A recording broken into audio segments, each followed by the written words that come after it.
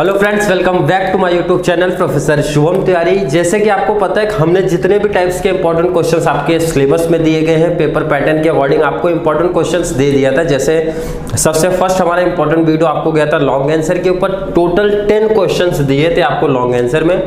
Then agree and disagree and distinguish short notes and short notes भी हो गया था, ब्रीफ भी हो गया था, मतलब जितने भी टाइप्स के क्वेश्चन आपके बन सकते हैं सब इंपॉर्टेंट क्वेश्चंस आपको प्रोवाइड करा दिए गए थे। बट फिर भी बहुत सारे स्टूडेंट्स को ऐसे क्वेश्चन चाहिए कि मतलब उनको लिमिटेड पढ़ना है, लिमिटेड पढ़ के स्कोर ज़्यादा करना है। तो उनके लिए देखो क्वेश्चन, वही क्वेश्चन किस तरीके से पूछा जा सकता है, किस तरीके से उसको प्रेजेंटेशन देना है, वो भी मैं ऑलरेडी बता देता हूँ कि सबसे पहले कौन कौन से क्वेश्चन करने हैं और वो क्वेश्चंस आपको किस क्वेश्चन में किस तरीके से आपको दिखेंगे, देन उसका आंसर किस तरीके से आपको रिप्रेजेंट करना है। जैसे बात करें तो इधर क्वेश्चन नंबर 1 से लेके क्वेश्चन नंबर 10 ऑलरेडी मैं आपको लॉन्ग आंसर में दे चुका हूँ। लॉन्ग आंसर का कैसा प्रेजेंटेशन करना है मैंने एक शॉर्ट वीडियो भी बनाया था, लॉ ऑफ डिमांड का, आपको वहां पे रिप्रेजेंट किया था किस तरीके से आपको प्रेजेंटेशन वहां पे देना है लॉन्ग आंसर के ऊपर। बट अब जैसे एग्जांपल लेते हैं, explain law of demand with assumption and exception. Most important question है आपके लॉन्ग आंसर के लिए, मोस्ट इंपॉर्टेंट क्वेश्चन आपका बनता है। बट आपको अजम्पशन अदरवाइज एक्सेप्शन में से कोई एक ही केस पूछा जाएगा, ये भी मैंने क्लियर मेंशन किया था, दोनों चीजें नहीं पूछी जाएंगी। अजम्पशन पूछेंगे अदरवाइज एक्सेप्शन पूछेंगे। 8 मार्क्स का क्वेश्चन बनेगा जिसमें आपको law of demand proper explain करना है, देन अजम्पशन का 5 to 6 पॉइंट एक्सप्लेन करना है, एक्सेप्शन है तो 5 to 6 पॉइंट होता है। जो उसमें क्वेश्चन पे मार्क्स दिया जाता है लॉ ऑफ डिमांड पे, आपको अगर law of demand proper explain किया तो 5 मार्क्स उस पे डिवाइड होता है, एक्सेप्शन पे 3 मार्क्स, अदरवाइज अजम्पशन पे 3 मार्क्स, 5 और 3 8 मार्क्स का टोटल होता है डिवाइड। अब law of demand with assumption exception, ठीक है, ये लॉन्ग आंसर में मैंने बोला मोस्ट इंपॉर्टेंट क्वेश्चन है। बट अभी इन केस लॉन्ग आंसर में ये क्वेश्चन नहीं आया तो इसका एडवांटेज, इसका दूसरा बेनिफिट भी मिल सकता है कि एक्सेप्शन अदरवाइज अजम्पशन को लेके क्वेश्चन वहां पे बनता है 4 मार्क्स का एग्री एंड डिसएग्री वाले पार्ट्स में। वो क्वेश्चन कैसे बनेगा मैं यहाँ पे ऑलरेडी स्क्रीन पे मेंशन कर दूंगा, क्वेश्चन कैसे बनेगा, उसको आंसर कैसा लिखना है। मतलब एक्स्ट्रा बेनिफिट नहीं, एक्स्ट्रा पढ़ना ही नहीं आपको, आपने एक्सेप्शन किया तो इन केस एग्जांपल आपको आया there is no exception of law of demand, तो आपने आंसर लिख दिया कि भाई डिसएग्री, क्योंकि बहुत सारे एक्सेप्शन केस है और उसके बाद एक्सेप्शन के पॉइंट्स लिखा। तो लॉन्ग आंसर में जब आपने एक्सेप्शन लॉ का कवर किया है तो एग्री एंड डिसएग्री में करना क्या था, सिर्फ लिखने का पैटर्न थोड़ा सा बदला, बाकी सेम कॉन्सेप्ट लिखना है। तो मतलब अजम्पशन एक्सेप्शन तो सेम इसी तरीके से तीनों लॉ की मैं बात करूंगा, law of DMU with assumption and exception. अगर आप पार्ट करते हो तो ये एक्टिविटी में भी क्वेश्चन इसका बनता है। एक्टिविटी में किस तरीके से क्वेश्चन बनेगा मैंने जैसे बताया कि मैं स्क्रीन पे ऐड कर दूंगा, उसको रिप्रेजेंट कैसे करना है, आपको लिखना कैसे वो भी मेंशन कर दूंगा। सेम यहाँ पे भी अजम्पशन और एक्सेप्शन को लेके क्वेश्चन यहाँ पे बनता है कि इसके अजम्पशन है अदरवाइज एक्सेप्शन है या नहीं है। तो क्वेश्चन जैसे बताया देयर आर नो एक्सेप्शन करके पूछ सकता है तो लिखना है, there are many assumption of law of DMU पूछ सकता है तो मतलब अजम्पशन है या नहीं है, ऐसे ही क्वेश्चन बनेगा। आपको एग्री एंड डिसएग्री प्रॉपर पहचानना है और प्रॉपर उसका आंसर लिखना है। ये मैंने बताया था किसी स्टूडेंट ने अगर एग्री एंड डिसएग्री गलत लिखा है और एक्सप्लेन सही कॉन्सेप्ट किया है तो भी उसका मार्क्स मिलेगा 0। इसलिए आपको एग्री एंड डिसएग्री वाले पार्ट्स में जब आप एग्री या डिसएग्री करते हो तो प्रॉपर तरीके से ध्यान से क्वेश्चन पढ़ना है, देन राइट आंसर देना है। एक्सप्लेन पे मार्क्स तभी मिलेगा जब आपका एग्री एंड डिसएग्री राइट होगा, तभी मिलने वाला है marks. Law of supply with assumption and exception, long में नहीं आया तो अजम्पशन एक्सेप्शन के बेस पे क्वेश्चन पूछे जा सकते हैं और पूछे गए हैं प्रीवियस 2014 से लेकर 2019 के क्वेश्चंस आप देखोगे वहां पे क्वेश्चन ऑलरेडी बने हैं अजम्पशन एक्सेप्शन के बेस पे। मतलब तीनों लॉ ये ऑलरेडी अच्छे तरीके से आपको कवर कर लेना है। लॉन्ग में भी पूछा जाता है, शॉर्ट में भी पूछा जाता है and agree and disagree. Long के बाद अगर कहीं पूछा जाता है क्वेश्चन तो इसका एग्री एंड डिसएग्री वाले पार्ट्स में क्वेश्चन वहां पे बनता है, मतलब 4 मार्क्स आपको वहां पे भी मिलता है।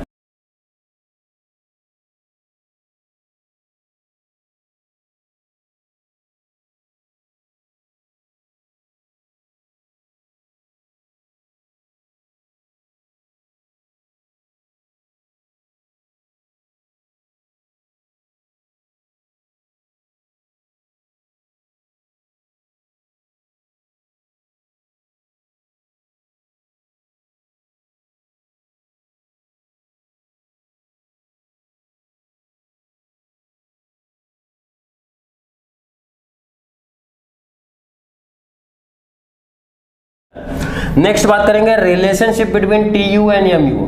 ये ऐसा क्वेश्चन है जो तीनों में पूछा गया है, लॉन्ग आंसर में भी बोर्ड एग्जाम में पूछा जा चुका है, एक्टिविटी वाले क्वेश्चन में भी इसका क्वेश्चन बनेगा। चैप्टर 2 का मोस्ट इंपॉर्टेंट एक्टिविटी वाला पार्ट है ये टीयू एंड एमयू।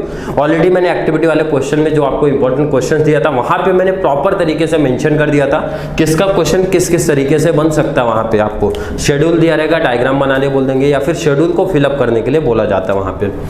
और ये ऑलरेडी एग्री एंड डिसएग्री में भी इसका क्वेश्चन बनता है। क्वेश्चन कैसे बनेगा जैसे मैंने बताया, मैं स्क्रीन पे ऐड कर दूंगा, टॉपिक कंप्लीट होते ही जस्ट ऐड कर दूंगा, अदरवाइज साथ में ऐड करते हुए चलूंगा।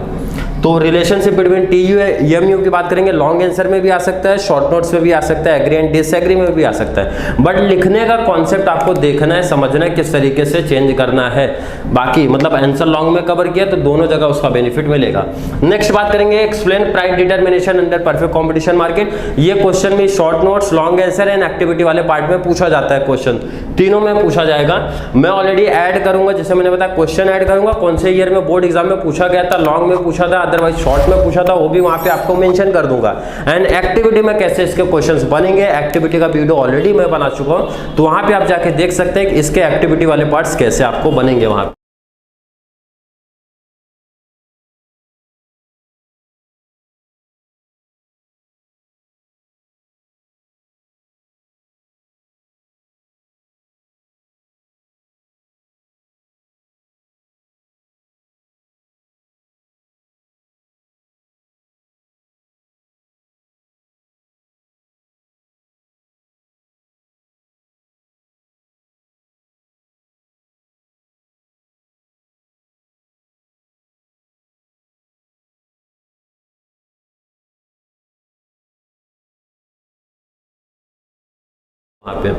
नेक्स्ट अगर बात करूं explain types of price elasticity of demand. Long answer का क्वेश्चन है एंड एक्टिविटी का क्वेश्चन है। शॉर्ट नोट्स में क्वेश्चन नहीं पूछा जाता है क्योंकि इसमें 5 टाइप्स है, पांचों का एक्सप्लेन करेंगे तो शॉर्ट नोट्स में क्वेश्चन आपका बनने का चांस नहीं है। लॉन्ग में पूछेंगे, अदरवाइज एक्टिविटी मतलब परफेक्टली इलास्टिक इन इलास्टिक वाले क्वेश्चन उस तरीके से कुछ एक्टिविटी वाले पार्ट्स में पूछ सकते हैं। Explain types of elasticity of demand, ये भी लॉन्ग का ही है, शॉर्ट क्वेश्चन में अभी तक पूछा नहीं गया, सिर्फ लॉन्ग आंसर में ही पूछा गया ये क्वेश्चन। ऑलरेडी जैसे मैंने बताया कौन से ईयर में प्रीवियस ईयर में पूछा गया था वो मैं मेंशन करते हुए चलूंगा वहां पे आपको। Explain method of measuring price elasticity of demand. 2000 देखो इधर 2014 से 2019 तक का ये क्वेश्चन बहुत इंपॉर्टेंट रहा था क्योंकि वहां पे आपके 2 शॉर्ट नोट्स थे, तो एक शॉर्ट नोट्स में आना ये कंपलसरी क्वेश्चन कर दिए गए थे। 3 मेथड में से कोई एक मेथड आपको दे देंगे, एक्सप्लेन करने के लिए बोलेंगे यहाँ पे आपको। अदरवाइज 2 मेथड देके लॉन्ग आंसर में पूछ लेंगे, मेथड का नाम मेंशन कर सकते हैं, अदरवाइज एनी 2 मेथड करके क्वेश्चन बोल सकते हैं। 3 मेथड में से 2 मेथड आपको एक्सप्लेन करने के लिए बोलेंगे। एक जो इनका पॉइंट मेथड, ज्योमेट्रिक मेथड आपने देखा रहेगा, इसका क्वेश्चन एक्टिविटी वाले पार्ट्स में भी बन सकता है। मतलब शॉर्ट नोट्स में आएगा तो कोई भी एक मेथड बोलेंगे, एक्टिविटी में सिर्फ पॉइंट्स मेथड ही पूछा जा सकता है और कोई मेथड इनके पास है नहीं जो एक्टिविटी वाले पार्ट्स में पूछेंगे। एंड लॉन्ग में पूछा तो 2 अपना कोई भी मेथड पूछा जाएगा। नेक्स्ट हमारा फंक्शन ऑफ आरबीआई, ये लॉन्ग में पूछा जाता है, लॉन्ग आंसर। लॉन्ग आंसर में क्वेश्चन बनेगा, अदरवाइज इसका एग्री एंड डिसएग्री वाला क्वेश्चन भी बन सकता है, वो मैं ऑलरेडी स्क्रीन पे ऐड करूंगा आपको। लॉन्ग इसका अगर एग्री एंड डिसएग्री वाला पार्ट्स बनेगा तो सेम वही फंक्शन का ही पॉइंट आपको वहां पे लिखना रहेगा। नेक्स्ट इंपॉर्टेंट क्वेश्चन में आपका आएगा explain function of commercial bank. Commercial bank का फंक्शन आप पढ़ोगे तो देखोगे बहुत सारा डिटेल है। ये अगर फंक्शन डायरेक्ट बोला तो लॉन्ग आंसर में पूछेगा, ठीक है, लॉन्ग में पूछेगा। अब किसी ने अगर फंक्शन प्रॉपर तरीके से, कॉमर्शियल बैंक का फंक्शन प्रॉपर तरीके से पढ़ा होगा तो फंक्शन इनके कितने पार्ट में डिवाइड है, 2, primary function and secondary function. Primary में रिटर्न 2 हो जाता है हमारा, accepting deposit and loans and advances वाला पार्ट हमारा ऐड हो जाता है।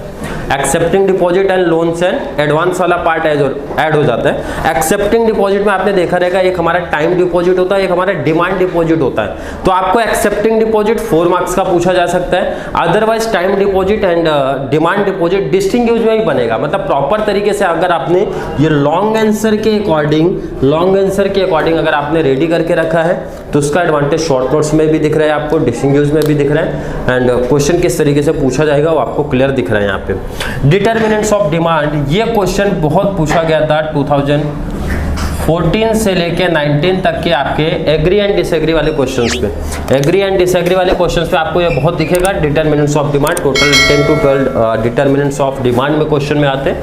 क्वेश्चन किस तरीके से पूछा गया था मैंने बताया, मेंशन करते हुए चलूंगा।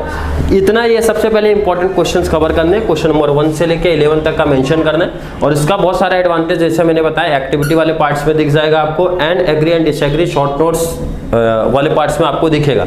ये जिसका कंप्लीट हो जाता है उसके बाद मैंने बताया था चैप्टर 1, 5th एंड 6 कवर करना है। बट जिसका नहीं कंप्लीट हुआ पहले यहाँ तक कंप्लीट कर लेना, और किस तरीके से प्रेजेंटेशन देना है वो मैं ऐड करते हुए चलूंगा। उसी तरीके से आपको एग्जाम में प्रेजेंटेशन करना है, ऑलरेडी आपका अच्छा स्कोर हो जाएगा। बट जिनका ऑलरेडी हुआ था चैप्टर 1, 5th एंड 6, मतलब हर एक पर्टिकुलर टॉपिक का क्वेश्चन का मैं ऑलरेडी इंपॉर्टेंट वीडियो आपको प्रोवाइड करा चुका हूँ, मतलब उतना कवर करना है। बट ये उनके लिए था जिनका अभी तक कंप्लीट कुछ नहीं हुआ है या फिर काफ़ी कुछ बाकी है। तो सबसे पहले 1 to 11 क्वेश्चंस कवर करने हैं, किस किस तरीके से वो क्वेश्चन आपको बन सकते हैं वो मैं ऑलरेडी यहाँ पे बता दी।